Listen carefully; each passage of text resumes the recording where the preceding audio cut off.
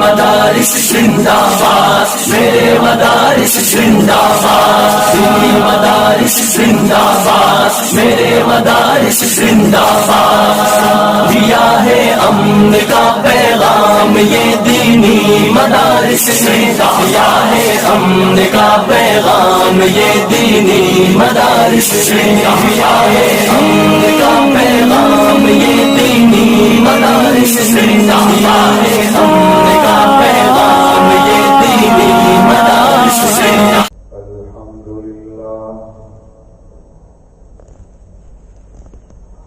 الحمد لله الذي هدانا لهذا وما كنا لنهتدي لولا أن هدانا الله لقد جاءت رسل ربنا بالحق صلوات الله وسلامه على سيدنا محمد وعلى آله وصحبه وبارك وسلم تسليما كثيرا كثيرا أما بعد أعوذ بالله من الشيطان الرجيم بسم الله الرحمن الرحيم إن عدة الشهور عند الله 12 شهرا في كتاب الله يوم خلق السماوات والأرض منها 4 حرم ذلك الدين القيم صدق الله العظيم۔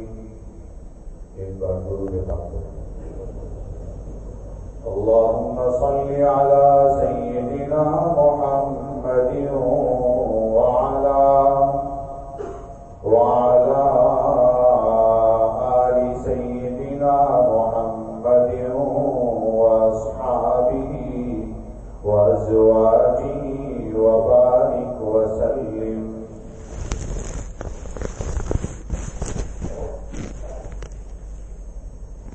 بزرگوں اور بھائیوں،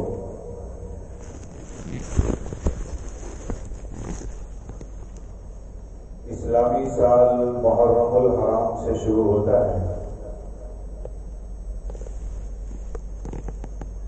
اور ذوالحجہ پر ختم ہوتا ہے۔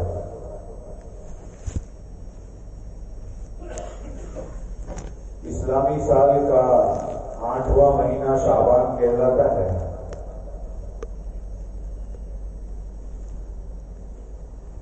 شعبان سے پہلے رجب ہوتا ہے اور شعبان کے بعد رمضان آتا ہے۔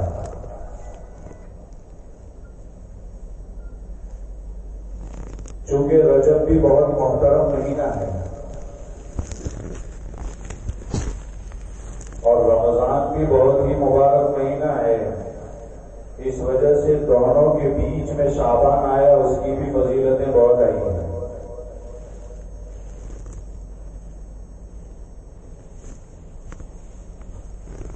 لکھنے والوں نے یہ لکھا ہے کہ رجب جب شروع ہوتا ہے تو ایسا سمجھ لیجئے ٹھنڈی ہوائیں چلتی ہیں، شعبان آتا ہے مطلب یہ ہے کہ بادل آنے لگتے ہیں، اور رمضان آتا ہے تو بارش برسنے لگتی ہے۔ لکھنے والوں نے اس کو اس طرح بھی لکھا کہ رجب کے مہینے میں گویا کے بیج بویا جاتا ہے، شعبان کے مہینے میں پانی ڈالا جاتا ہے، اور رمضان کے مہینے میں کھیتی کی کٹائی ہوتی ہے۔ اس سے یہ اندازہ لگایا جا سکتا ہے کہ اس مہینے کی اہمیت کیا ہے اور کتنا محترم مہینہ ہے۔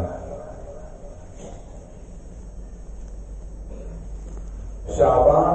شعبہ سے نکلا ہے،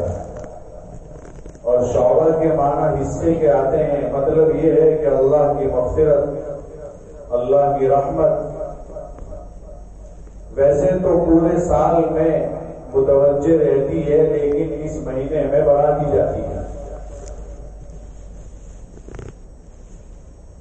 علماء نے لکھا ہے کہ شعبان میں 5 حرف ہیں۔ شین سے شرافت مراد ہے۔ مطلب یہ ہے کہ جو شخص اس مہینے میں اللہ تعالیٰ کو راضی کر لیتا ہے، اللہ تعالیٰ اسے شرافت عطا فرماتے ہیں۔ شین کے بعد عین آتا ہے، عین سے مراد علو ہے، یعنی اللہ تعالیٰ اس کو مرتبہ اور بلندی عطا فرماتے ہیں۔ مطلب یہ ہے کہ جس کو اللہ تعالیٰ شرافت عطا کر دے، جس کو اللہ تعالیٰ بلندی عطا کر دے، اس کو کوئی گرا نہیں سکتا، اسے کوئی ذلیل نہیں کر سکتا۔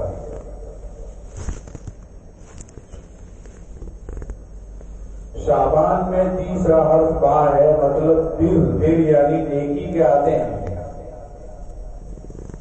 اور جس کو اللہ تعالیٰ بلندی عطا کرتے ہیں، شریف بناتے ہیں، شرافت عطا کرتے ہیں، اسے نیکی کی توفیق بھی دیتے ہیں، نیکی کرنے کا موقع ملتا ہے، اسے گھڑی نصیب ہوتی ہے، وہ خوش نصیب شخص ہوتا ہے۔ اور اس کے بعد الف ہے، الف سے مراد انابت بھی ہے، الف سے الفت و محبت بھی ہے، اور جسے اللہ تعالیٰ نیکی کی توفیق دیتے ہیں، اسے اللہ تعالیٰ اپنی محبت بھی دیتے ہیں۔ اور اس کے بعد نون ہے، اور نون سے مراد نور ہدایت ہے، اور جس سے اللہ محبت فرماتے ہیں اسے ہدایت کا نور نصیب ہوتا ہے، اور جسے ہدایت کا نور نصیب ہو جائے تو مرتے دم تک اس کے ساتھ رہ جائے، اور جس کے ساتھ ہدایت کا نور مرتے دم تک رہ جائے اسے جنت کی خوشیاں نصیب ہوتی ہے۔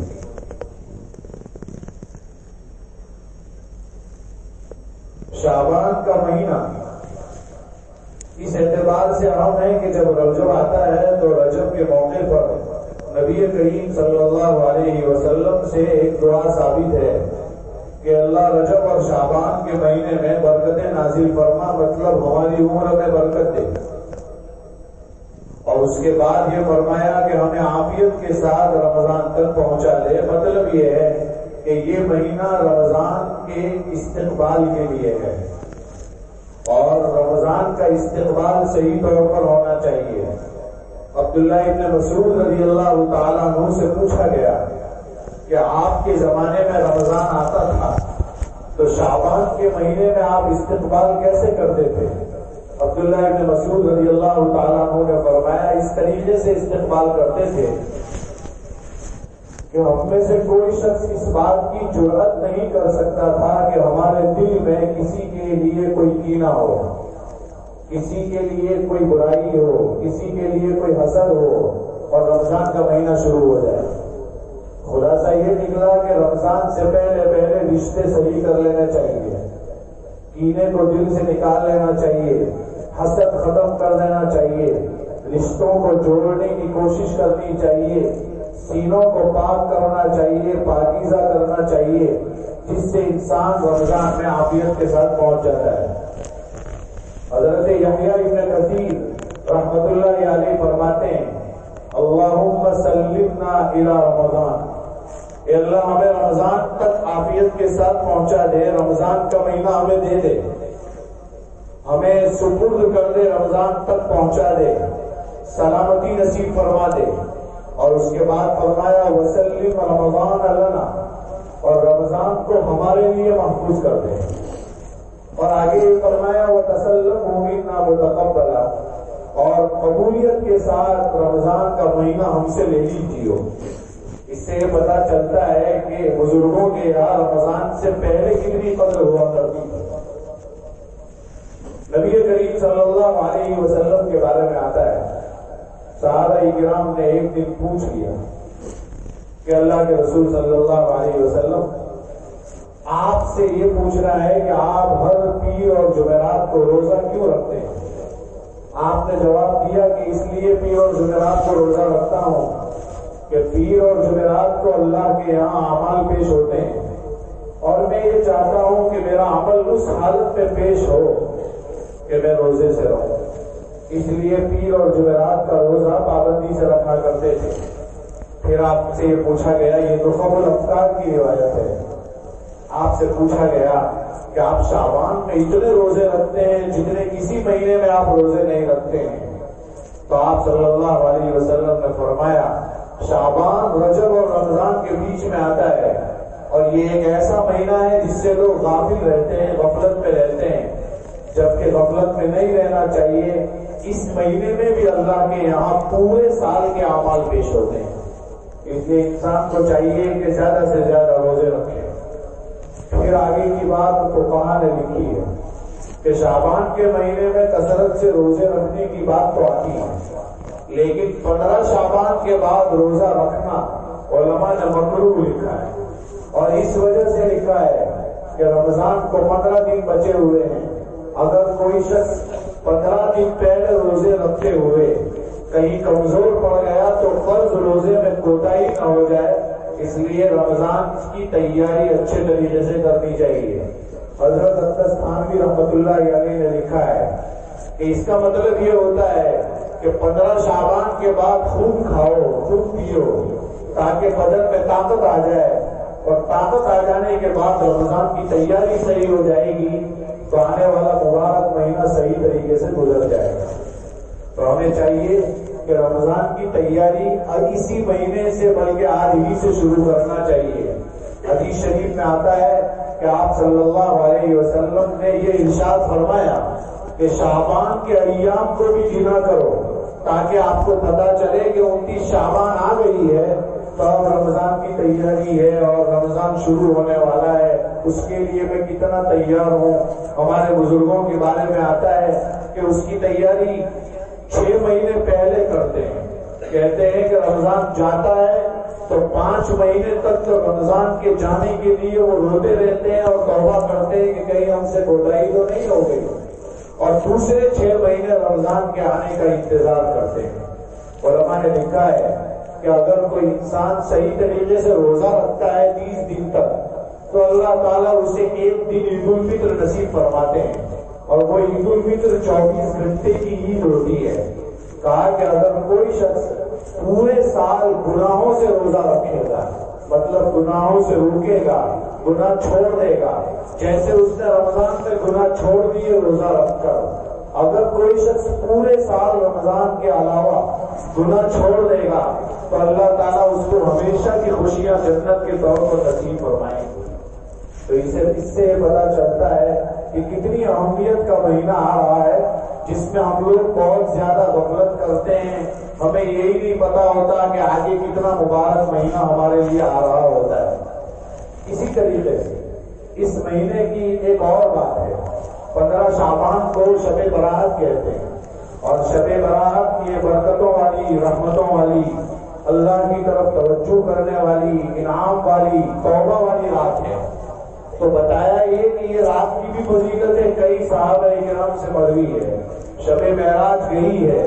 جس کو لوگ غلطی سے مناتے ہیں، جبکہ شب معراج ایک بار آئی تھی چلی گئی، اس کے بعد نہیں آتی ہے۔ وہ شاید کچھ ایسے لوگ ہیں جو سمجھے ہوئے نہیں ہوتے، وہ اس رات کو منانے لگتے ہیں۔ اس رات کے منانے کی اگر کوئی فضیلت ہوتی تو سب سے پہلے صحابہ کرام مناتے، اس کے بعد تابعین مناتے، تبع تابعین مناتے، جبکہ متقدمین میں سے کسی نے اس رات کو نہیں منایا تو ہمیں حق نہیں ہے کہ اس رات کو منائیں۔ تو شب معراج کے بارے میں ویسے بھی قول بہت زیادہ ہے کہ کب آئی ہے۔ اس کے بعد یہ شب برات 15 شعبان کو آتی ہے، جس کے بارے میں حضرت علی رضی اللہ تعالیٰ عنہ فرماتے ہیں کہ آپ صلی اللہ علیہ وسلم فرماتے ہیں کہ جب شعبان کا مہینہ داخل ہو جائے اور جب 15 شعبان کی رات آ جائے، یعنی لیلۃ النصف من شعبان، شعبان کی 15ویں رات آ جائے، تو فرمایا کہ فقوموا لیلہا وصوموا نہارہا، صرف اتنا ہی ثابت ہے، یعنی رات میں قیام کرو، یعنی اللہ کو راضی کرو، نمازیں پڑھو، ذکر کرو، تلاوت کرو، تسبیح پڑھو، اس لیے کہ عام دنوں میں تو ایسا ہوتا ہے کہ رات کو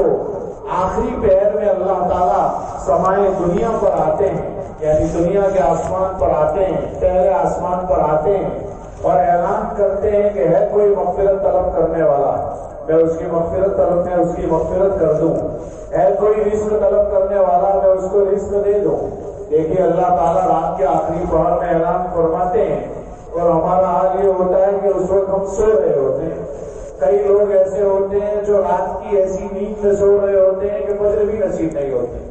جبکہ اللہ تعالیٰ روزانہ اعلان کرتا ہے اور ہم نماز پڑھنے کے لیے بھی نہیں اٹھتے، صبح بھی بیدار نہیں ہوتے۔ اس کا نقصان یہ ہوتا ہے میرے بھائیوں کہ لوگ پھر روزی کے جب لالے پڑنے لگتے ہیں تو باپوں کے چکر لگاتے ہیں۔ میں ہمیشہ کہتا ہوں کہ جو ہے درگاہوں کے چکر لگاتے ہیں، تعویذ کی تلاش میں رہتے ہیں، جبکہ روزانہ رزق طلب کرنے والوں کو اللہ رزق دے رہا ہوتا ہے، لیکن اس گھڑی میں ہم محروم ہو چکے ہوتے ہیں۔ کہتے ہیں کہ ہے کوئی پریشان حال، میں اس کی پریشانی دور کر دوں، تو اس وقت جو گرگرا کے مانگتا ہے اس کو اللہ تعالیٰ نوازتے ہیں۔ یہ تو رات کے آخری پہر کی بات ہو رہی ہے، لیکن شعبان کی 15ویں رات کے بارے میں آتا ہے کہ جیسے ہی سورج غروب ہوتا ہے، یعنی 14 تاریخ کا سورج جیسے ہی غروب ہو جائے اور 15ویں تاریخ شروع ہو جائے مغرب کے بعد سے، غروب سے،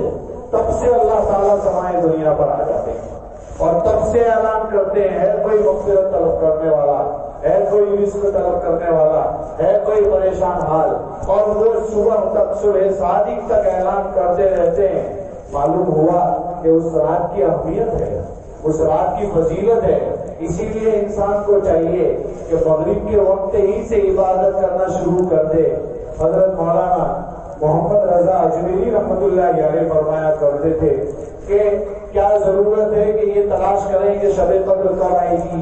15 شعبان کب آئے گی، چونکہ ہم لوگ رسمی لوگ ہیں، بڑے دن منا لیتے ہیں، بڑی راتیں منا لیتے ہیں، اور اس کے علاوہ پھر ہو گیا، نماز پڑھنے کی بھی ضرورت نہیں، دعا کی بھی ضرورت نہیں، ہم لوگ رسمی لوگ ہیں، چند دنوں کو مناتے ہیں، چند راتیں مناتے ہیں۔ رمضان آتا ہے تو شروع کے 5 دن مسجد فل ہوتی ہے، آخری 5 دن مسجد فل ہوتی ہے، اور باقی جو بیچ میں 20 دن ہوتے ہیں اس میں انسان گھومتا رہتا ہے۔ وہ کہتا ہے بہت برکتیں آئی ہیں اللہ کی طرف سے۔ میرے بھائیوں، آتا ہے تب انسان انتظار کر رہا ہوتا ہے، مہمان جب کسی کے گھر آنے والا ہوتا ہے تو اس کے لیے انسان کیسی تیاری کرتا ہے۔ رمضان بھی ایک مہمان ہے اللہ کی طرف سے، اس کے لیے ہمیں تیاری کرنی چاہیے، اور جب آ رہا ہوتا ہے تو 25 دن پہلے، مہینے پہلے لوگ کہتے ہیں رمضان آ رہا ہے،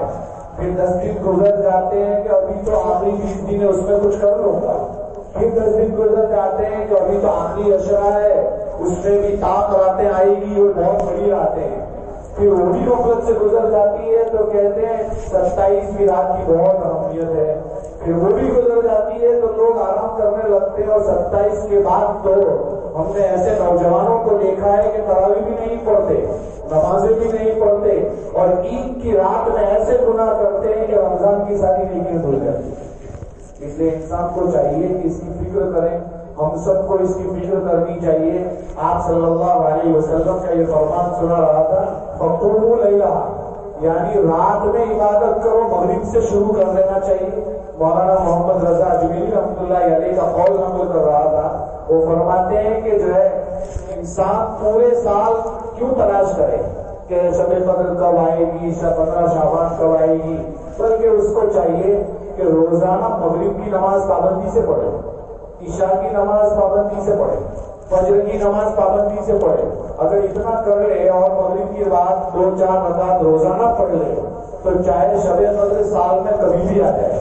15 شعبان کی رات کو کوئی دوسرا عمل نہ کرے، اتنا ہی کر لے گا تو اس کی نامہ اعمال میں یہ نیکی لکھی جائے گی اور اس کے لیے مغفرت کا سامان کھڑا کر سکتی ہے۔ ہر شب قدر باشد گر قدر بدانی، ہر رات شب قدر بن سکتی ہے اگر تو اس کی قدر جانتی ہے۔ یہ شیخ سعدی رحمۃ اللہ علیہ کا ملفوظ ہے۔ ہمیں چاہیے کہ ہم اس کی طرف توجہ کریں۔ فرمایا فقوموا لیلہ،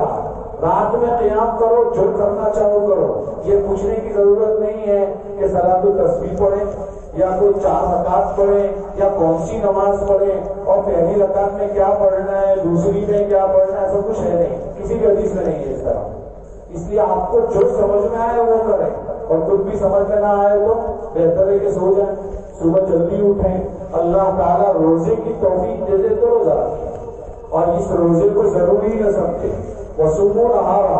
روزہ رکھنے کا حکم تو دیا، اس سے صرف روزہ مستحب ہونا معلوم ہوتا ہے۔ یہ نہیں ہے کہ اگر آپ روزہ نہیں رکھیں گے تو گنہگار ہوں گے، ایسا کچھ نہیں ہے۔ اللہ توفیق دے دے تو روزہ رکھیں دوسرے دن، لیکن یہ صحیح نہیں ہے کہ جیسے ہی شعبان کی رات آئے تو عشاء کی نماز پڑھی ہے، غسل کپڑے وپڑے بدلے اور گاڑیاں لے کر چکر لگانا شروع کیا، فلاں گارڈن فلاں باغیچے میں فلاں جگہ پر۔ یہ آج کل نوجوان اسی طریقے سے رات مناتے ہیں، 12 بجے تک 1 بجے تک فلاں دکان پر کھاتے ہیں، فلاں دکان پر بیٹھتے ہیں، اور اس کے بعد صبح ہو جاتی ہے 2-3 بجے سوتے ہیں اور فجر بھی شروع کر دیتے ہیں۔ میرے بھائی اس کا کوئی فائدہ نہیں ہے، اس کی کوئی ضرورت نہیں ہے۔ بلکہ اگر کوئی آدمی عشاء کی نماز جماعت سے تکبیر اولیٰ کے ساتھ پڑھے اور پابندی سے سنت وتر پڑھ کر سو جائے،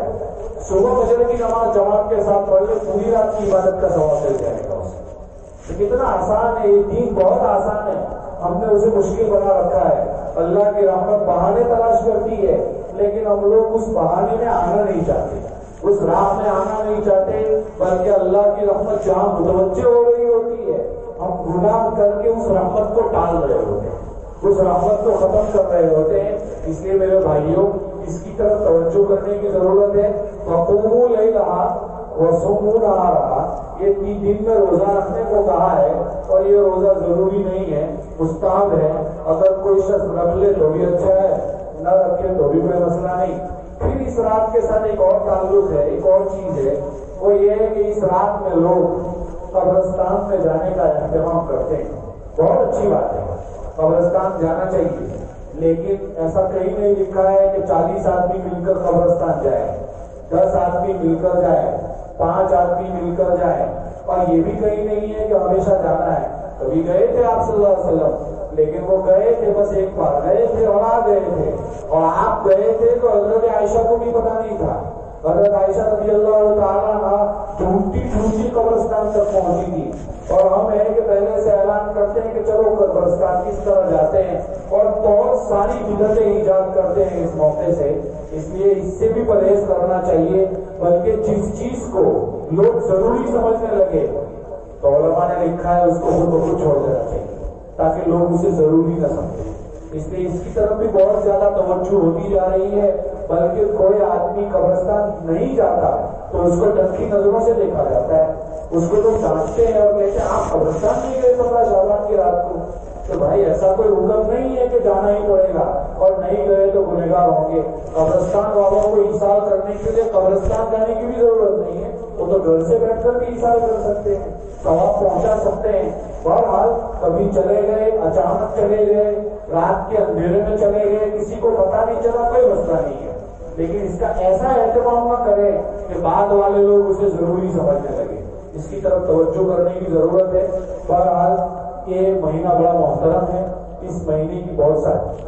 ساری فضیلتیں ہیں۔ رجب کے مہینے سے ہی اللہ تعالیٰ متوجہ ہونے لگتے ہیں، رحمتیں متوجہ ہونے لگتی ہے، نیکیوں کا بھاؤ بڑھنے لگتا ہے اور دام بڑھنے لگتا ہے۔ یہ سیزن ہے، جیسے سیل لگتا ہے تو لوگ کیسے دوڑے جاتے ہیں کہ دیکھو سیل لگا ہوا ہے، 10 کی چیز 5 میں مل رہی ہے، 5 کی چیز 2 روپے میں مل رہی ہے۔ یہ اللہ تعالیٰ کی رحمتوں کا سیل لگنے والا ہے، اور وہ جو سیل لگتا ہے ہمیں چاہیے کہ ہم اس سے کتنا فائدہ اٹھاتے ہیں۔ راتوں کو بہت اہمیت دیں، اس کی قیمت جانیں۔ جیسے جیسے رمضان قریب آتا جائے پریپریشن کریں، اپنی تیاری کریں، اپنے آپ کو تیار کریں، ہماری صحت کا خیال رکھیں۔ لوگ دعائیں کرتے تھے، اس میں سے کتنے ایسے لوگ ہوں گے جن کا کسی کا 30واں رمضان ہوگا، 25واں رمضان ہوگا، 20واں رمضان ہوگا، 40واں رمضان ہوگا، 50واں رمضان ہوگا۔ خوش نصیب لوگ ہوتے ہیں جنہیں رمضان نصیب ہوتا ہے، ورنہ ان لوگوں سے پوچھیے، آپ غور کیجیے، ہمارے کتنے بھائی ایسے تھے جو پچھلے سالوں میں ہمارے ساتھ رمضان میں تھے، آج وہ نہیں ہے، قبر میں جا چکے ہیں۔ اور رمضان مغفرت کا سامان تیار کرنے کے لیے آتا ہے، پورے سال کوتاہیاں کی ہو تو مغفرت کروانے کے لیے آتا ہے، اور ہم اس سیزن کا فائدہ نہیں اٹھاتے۔ کہتے ہیں جس کا جمعہ صحیح گزرا اس کا ہفتہ صحیح گزرا، تو کہتے ہیں کہ جس کا رمضان صحیح گزرا اس کا پورا سال صحیح گزرتا ہے۔ تو ہمیں اس مہینے کی قدر کرنی چاہیے، تلاوت کرنی چاہیے، تراویح کا خوب اہتمام کرنا چاہیے، تراویح کی طرف توجہ کرنی چاہیے۔ تراویح کا اہتمام کریں گے تو فائدہ ہوگا۔ حضرت علی کی ایک دعا بتا کر اپنی بات کو ختم کرتا ہوں، وقت ہو چکا ہے۔ حضرت علی رضی اللہ تعالیٰ عنہ فرمایا کرتے تھے، دعا دیتے تھے حضرت عمر کو، کیونکہ تراویح 20 رکعت نماز کے ساتھ جماعت کے ساتھ حضرت عمر نے شروع کی، اور مسجدوں میں جب ایک بار پہلی رمضان کو حضرت علی رضی اللہ تعالیٰ کو، اگرچہ یہ صحیح روایت میں ہے لیکن کئی کتابوں میں ہے یہ روایت، کہتے ہیں کہ جب وہ نماز کے لیے مسجد میں آئے، مسجد نبوی میں، تو لائٹیں قندیل چل رہی تھی، روشنیاں چل رہی تھی، اور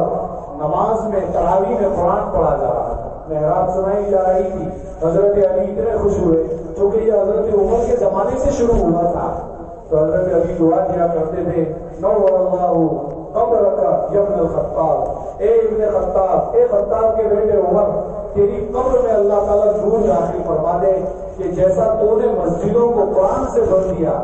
آپ میں دعا کرتا ہوں کہ تیری قبر اللہ نور سے بھر دے۔ دیکھیے اس سے انداز لگا سکتے ہیں کہ صحابہ کرام میں آپس میں کتنی محبتیں، کتنی الفتیں، کہ حضرت علی حضرت عمر کو دعا دے رہے ہیں، اور دنیا کے لوگ علی اور عمر میں دشمنی بتاتے ہیں۔ لوگوں کو سوچنا چاہیے، بس شعبان کے مہینے کی قدر کرنی چاہیے، رمضان کی فکر کرنی چاہیے، دعا کرنی چاہیے کہ عافیت کے ساتھ ہم رمضان تک پہنچ جائیں۔ اللہ تعالیٰ عمل کرنے کی توفیق عطا فرمائے، آمین۔ دعا کے دعوانا الحمدللہ رب العالمین۔